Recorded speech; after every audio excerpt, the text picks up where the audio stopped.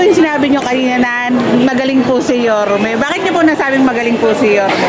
Hindi, kasi kinakausap niya yung mga tao eh. I-interview niya. Ano pong nararamdaman niya tayo na mayroong napakagandang programa si Mayor Isko Moreno na Talagang tulad magaling niya. nito? Magaling talaga siya. Walang duda. Kahit sino, gusto siya eh. Oo, talagang totoo naman yun eh. Makikita namin. Oo, kahit sa maliit, palaki ka, Walang pinipili nga rin po. May mensahe po ba kayo kay Yorme po? Eh sana, tuloy-tuloy niya lang muna yung mayor niya. Huwag na siyang kumandidato sa iba. Para ayos kami dito sa Maynila. Po. Okay ba yun? Okay na okay tayo. And si ma'am, oo, sumasang-ayon. Ma'am, ano pong nararamdaman nyo na merong ganitong programa si Yorme po? Nakakatuwa. Kasi siyempre marami natutulungan mga taga-Maynila. Opo. Maraming salamat po, Mayor. Kayo po, ma'am.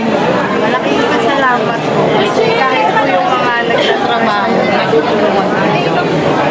Hulog ng langit talaga sa Batang Maynila si Yorme.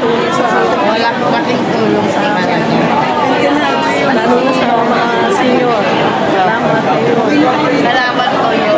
Salamat, ma'am. Salamat, sir. Orme, thank you, thank you. Salamat po sa pagmamahal nyo kay Yorme po. Salamat po.